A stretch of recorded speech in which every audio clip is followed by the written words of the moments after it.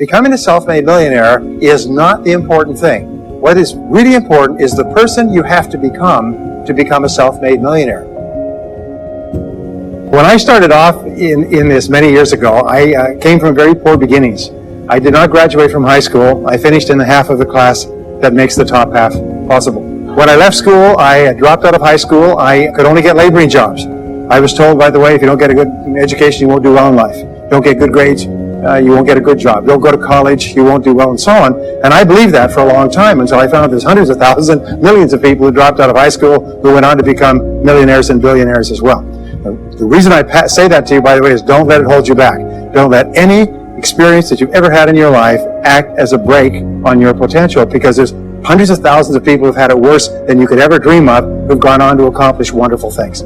So I worked at laboring jobs for several years. I worked in construction. I worked on farms and ranches. I worked in factories putting nuts on bolts hour after hour. And one day, in a state of frustration, I began asking this question: why is it that some people are more successful than others?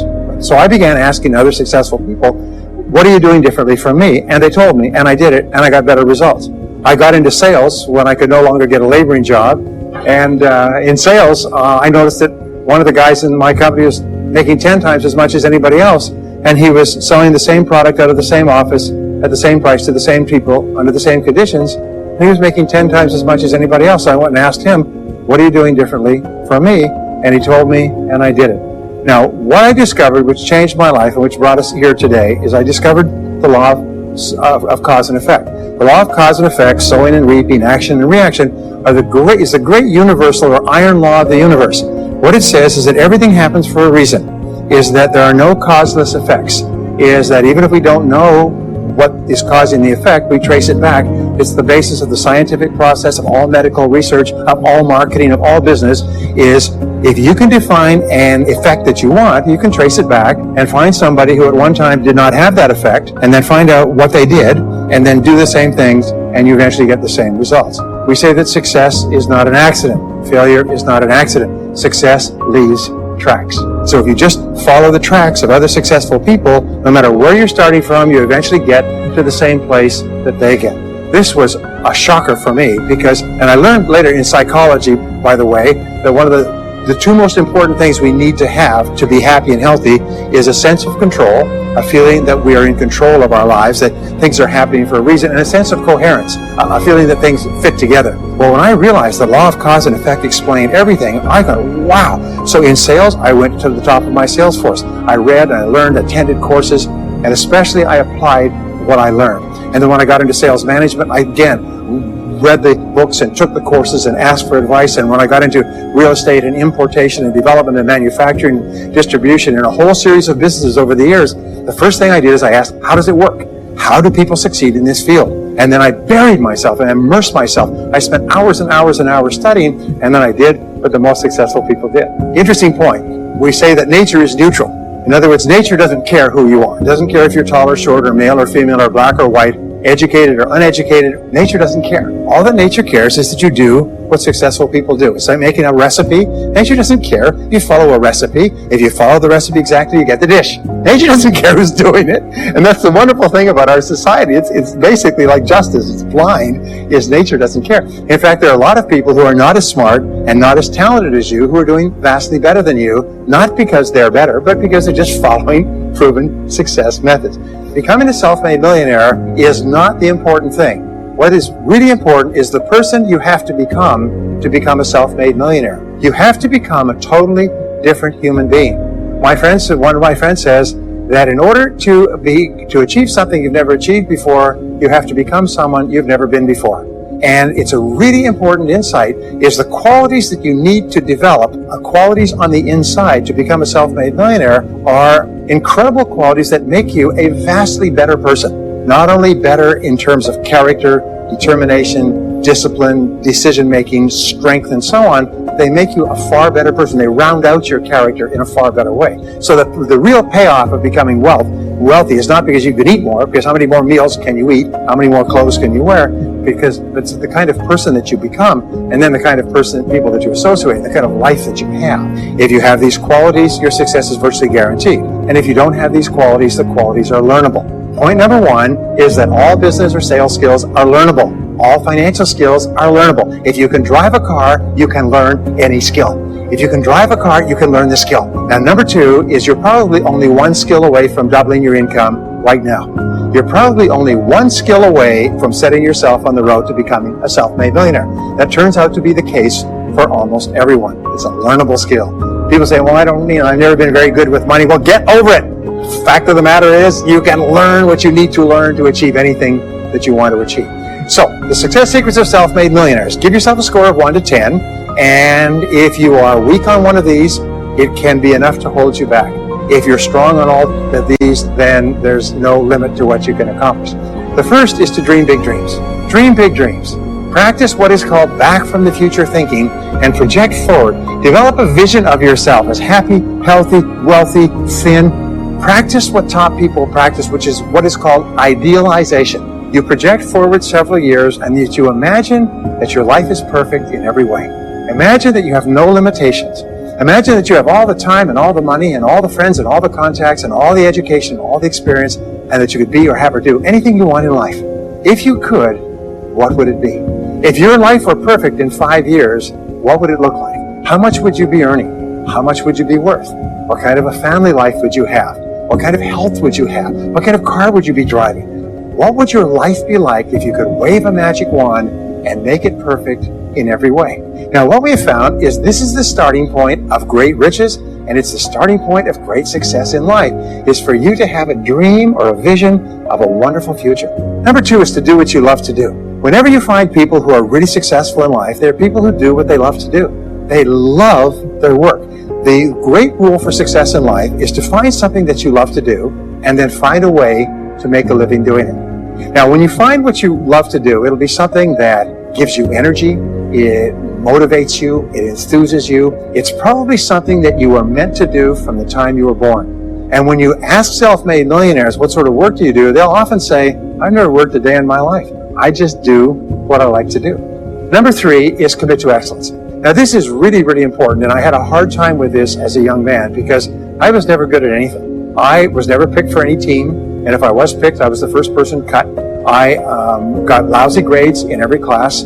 I got fired from multiple jobs. I even got fired from a job pumping gas once. I got fired, I went from job to job, and then I discovered that all people who are successful are excellent at what they do. You know the old question they asked Willie Sutton, the bank robber, why do you rob banks? He said, well, that's where the money is. Well, being in the top 10% is where the money is. So what you have to do is you have to pay any price and make any sacrifice to get into the top 10% in your field. Now, here's the good news. If you're doing what you love to do, you will want to be in the top 10% in your field. If you don't want to be excellent at what you're doing, it means you're in the wrong field. It just means that you're marking time, you're treading water. And there's a lot of people who are in their field and they do their job and they go home at night, they don't think about their work and so on. And this kind of an attitude means that you have no future. You have a very shaky present. That crackling sound you hear is the ice breaking under your feet. Okay? And you have no future, because if you're not doing what you love to do and throwing your whole heart into it, you're just marking time. But everybody is designed so that there is something that you love to do that you can do well. And the fact that you love it means that you probably have the ability to excel at it. So make this decision to get into the top 10%. Let me tell you what changed my life. Here I was struggling in my late 20s, and I learned this. It was a breakthrough thought. Is that everybody's in the top 10% started in the bottom 10%. Everybody who's doing well was once doing poorly. Everybody who's at the top of your field today was once not even in your field at all and didn't even know it existed.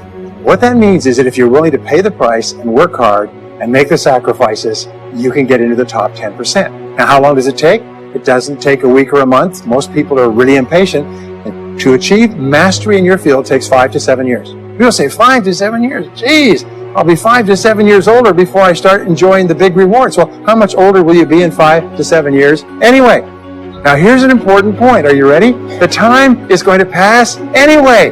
The time is going to pass. 5 to 7 years from now, 5 to 7 years will have passed. The only question is, are you going to be at the top of your field, or are you still going to be down there with the mediocre 80%? And the wonderful thing is this is nobody's better than you, and nobody's smarter than you. If anybody else is at the top of their field, it means that you can be at the top of your field. Just go to them and find out how they got there, because they started at the bottom. Now, It may take longer for some people and less for others, but everybody who puts one foot in front of the other and keeps moving eventually gets it. And that's where all the rewards are. Not only that, that's where all the joy in life is. When you're really good at what you do, you feel wonderful about yourself. You're respected and esteemed by everybody around you. You can write your own tickets. You can open any door when you're good at what you do. Because you get up in the morning and you know you're good. And that is more important than the rewards that go with it. The next key is to develop your unique talents and abilities. Every single person is designed from infancy with special talents and abilities that if you develop them to their height can enable you to accomplish anything you want in life. Everyone is genetically structured to be able to do something superbly, to do something they enjoy, to do it well, and to get great satisfaction from it. Peter Drucker often asks the question, what are you good at? What are you good at today? What should you be good at? What could you be good at? What will you be good at? And so one of the questions that we ask is, looking back in your life, what has been most responsible for your success up to now? What has been most responsible in the past? What is it that you have done that has gotten you the best results? Because as we said before, success leaves tracks. And if you look back into your past, you'll often find indicators that guide you to your future. The next key to becoming a self-made millionaire is to see yourself as self-employed. What we found is the top 3% of adults in our society see themselves as self-employed. They see themselves as in charge of their own lives. When I started off my career as a young man, I was 21 years old, working as a construction laborer, living in a one-bedroom apartment, broke, taking buses 2 hours every morning to get to work and buses 2 hours to get back. I still remember that, and I still remember a light going off one evening. I was sitting there in my little apartment, in my little kitchen alcove, and I suddenly realized that I was responsible, that I was in charge of my own life, that no one was coming to the rescue. And it was one of the great turning points in my life. So what you find is that all exceptional people are highly responsible people. They look upon themselves as self-employed. Sometimes I'll ask an audience, I'll say, how many people here are self-employed? And some people will raise their hand and some won't. I'll say, now what's the true answer to this question? And the true answer is that everyone is self-employed. The biggest mistake you could ever make is to ever think you work for anyone else but yourself. Even if someone else signs your paycheck for you all your life, the most valuable people in any organization are the people who treat the company as though it belongs to them. They see everything that happens as affecting them personally. They're not the 9-to-5ers, the no-hopers that say, I go to work, when I'm not at work, I don't think about my work. These people, somebody has told them that's a clever way to think. It's the way losers think. Winners think about their company, and when they're not there, they think about how they can do it better. When something happens in their company, they take it personally because they see themselves as highly responsible. As a result, they're paid more, they're given more educational opportunities, they're promoted faster, and these are the people that eventually, like cream, rise to the top of every organization and every industry, the top 3%. The next key to becoming a self-made millionaire is to develop a clear sense of direction. Developing a clear sense of direction means that you need to become intensely goal-oriented. We find that all successful people are goal-oriented. There's an old saying, you can't hit a target that you can't see. You've got to know what you want in every area of your life. Some years ago, I worked with the Hunt Oil Company in Texas. The Hunt Oil Company was founded by H.L. Hunt, who became the wealthiest self-made multi-billionaire in the world. At his peak, he owned 200 companies and had a royalty income of $3 million a day. Most phenomenal man, by the way. And he was interviewed by a friend of mine on television before he died in the early 70s. And he was asked, what are the secrets to success? He said, the keys to success have only been 2 through all my life, and I will tell you what they are. He said, number 1, he said, decide exactly what it is you want and write it down and make a plan to achieve it. And number 2 is determine the price you're going to have to pay to get it and then resolve to pay that price. Now, where the law of sowing and reaping cause and effect, I learned an additional point to that. I learned that your current life today is the result of the price you've sown up to now. Is whatever you've put in, you get out. So whatever you're getting out today is a result of what you've put in. If you don't like what you're getting out, what you have to do is you have to put in something different. What I found is that life is always just in the long run. So therefore, life says there's a price you have to pay, and there's 2 qualities. First of all, you have to pay the price in full for your success of study, preparation, hard work, and so on. And second of all, you have to pay the price in advance. You don't get it afterwards. The way the world works is first you put in what you need to put in, and then you get out the rewards. So you have to ask yourself, what is the price that you have to pay to achieve the success that you desire?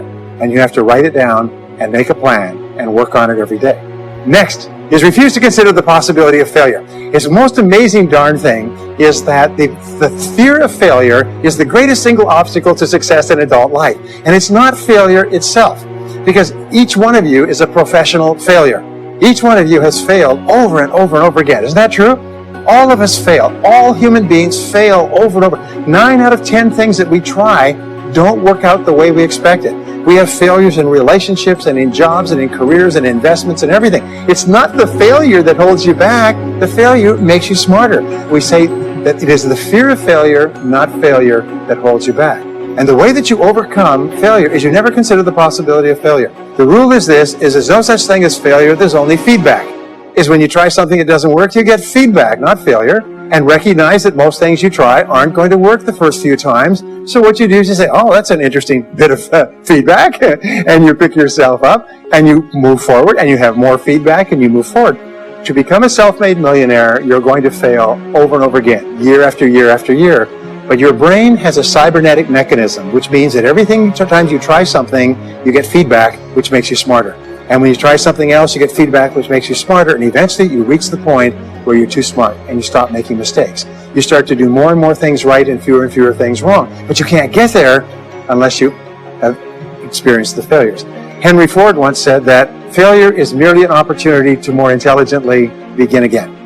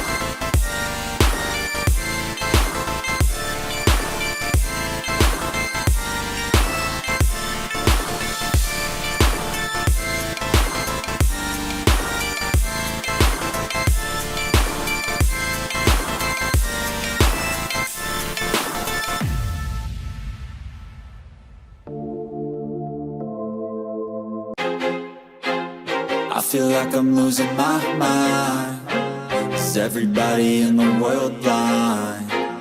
Please, Lord, give me a sign, a sign. I feel like I'm losing my mind. Is everybody in the world blind? Please, Lord, give me a sign, a sign. I wanna be the greatest. Everybody on the fake shit. I look around and feel like everybody is the fakest. I make this every day and I'm impatient, hoping one day I blow up from the basement. Statement, the top is so vacant. I don't hear shit that I think is amazing. Waiting for my day when I'm playing sold out shows for 1,000 faces. Hey, give me that crown, get in my way and to be put down. It ain't your place, all this my town. If I want that shit, then I'll get it right now. I'm losing it, the noose it fits. I'm losing shit, a stupid myth. You choose to live or choose to dip. You choose to fight or lose your grip and lose a gift. I feel like I'm losing my mind. Is everybody in the world blind?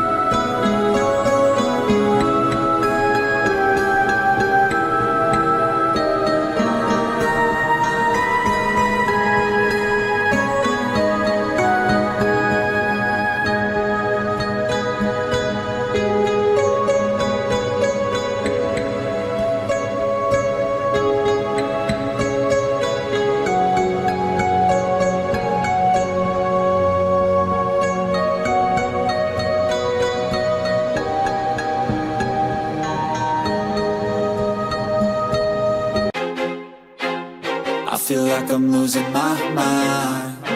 Is everybody in the world blind? Please, Lord, give me a sign, a sign.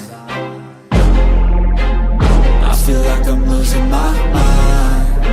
Is everybody in the world blind? Please, Lord, give me a sign, a sign.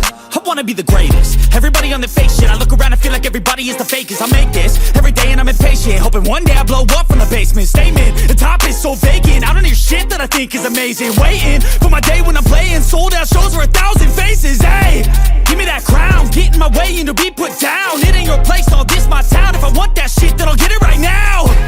I'm losing it, the noose it fits. I'm losing shit, a stupid myth. You choose to live or choose to dip. You choose to fight or lose your grip and lose a gift. I feel like I'm losing my mind. Is everybody in the world blind? Please, Lord, give me a sign, a sign. I feel like I'm losing my mind. Is everybody in the world blind? Please, Lord, give me a sign, a sign. Yeah. There's no mercy in this world, just hunger-thirsty persons in different versions. Each new update, that shit worsens. Why? Pull back the curtain and you'll see the different vermin. We all have different burdens that all seem to cause disturbance. Yo, so do me a favor, don't treat me like a neighbor. Don't need the different flavors of your problems just to savor.